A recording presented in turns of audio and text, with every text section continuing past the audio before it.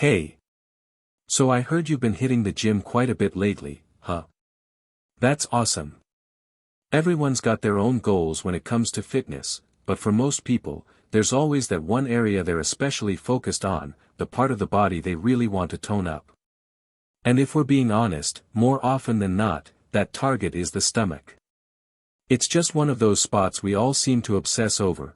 Getting that flat, toned midsection feels like the ultimate milestone.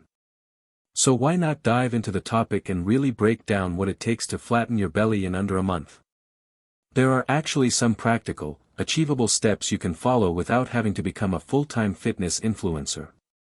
For starters, let's talk about planking. You might remember it from a weird internet trend in the early 2010s when people were taking photos of themselves lying stiff as a board on random surfaces like benches or train tracks.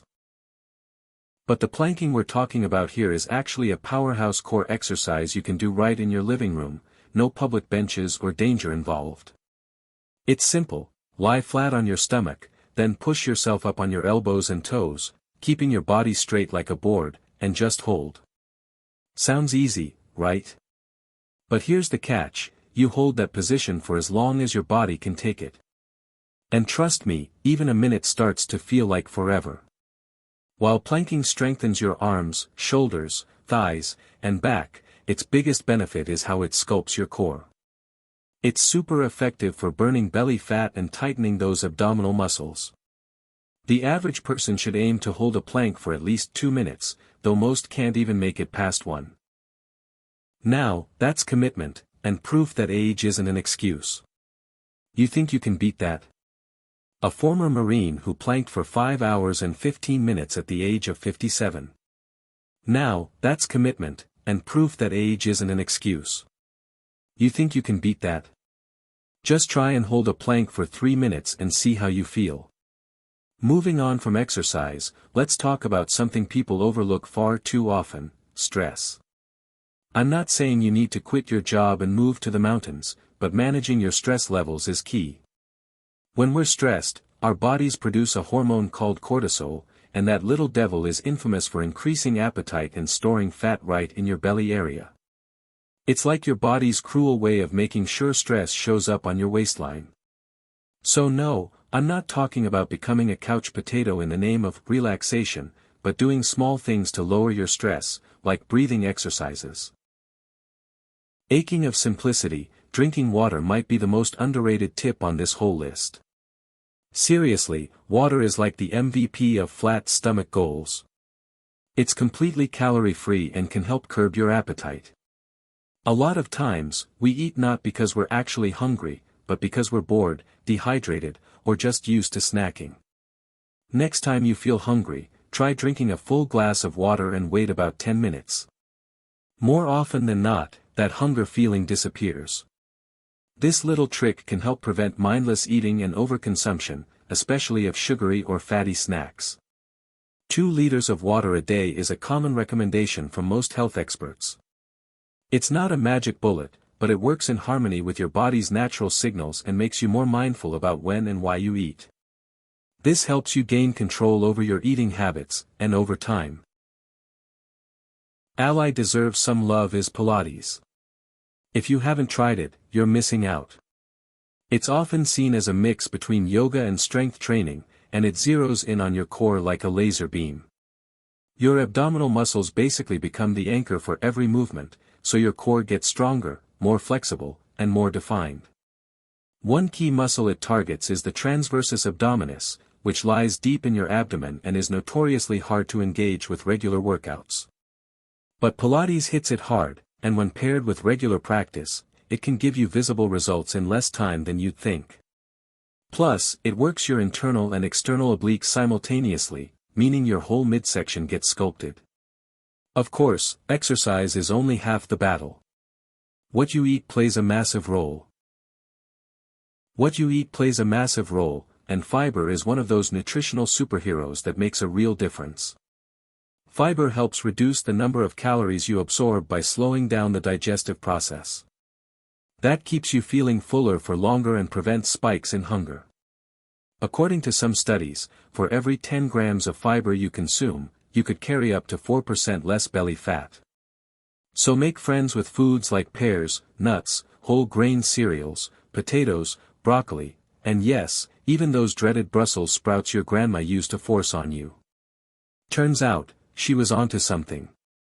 Alongside boosting your fiber intake, cutting back on carbs is another essential step. And I don't mean going full keto unless that's your thing, I'm talking about being smarter with the kind of carbs you eat. Refined carbohydrates, like white bread, pastries, and sugary snacks, are the sneaky culprits that cause weight gain, especially around the midsection. While it's true that 45 to 65% of your daily calories should come from carbs, the quality of those carbs matters. Whole grains like quinoa, barley, multigrain bread, and brown rice can actually help reduce belly fat, and studies show that people who eat more whole grains are 17% less likely to have excess abdominal fat. It's all about making better choices. Switching white rice for brown or grabbing whole grain toast instead of white bread can go a long way. And while we're on the topic of easy, underrated fat-burning strategies, let's give a little credit to good old-fashioned walking. Yep, just walking. You don't need a fancy gym membership or high-tech treadmill. Walking for 30 to 40 minutes a day can seriously help trim inches off your waist, especially when combined with a healthy diet. It also doubles as a great stress reliever, and it can burn up to 600 calories an hour depending on your pace. Plus, it activates your rectus abdominis, aka the six-pack muscle, which tightens your core as you move. Just make sure to maintain good posture while walking, no slouching. Speaking of posture, how you carry yourself has a big effect on how your stomach looks. Ever notice how much flatter your stomach appears when you stand tall? Poor posture, especially from sitting all day hunched over a desk, weakens your abdominal muscles and makes your midsection sag.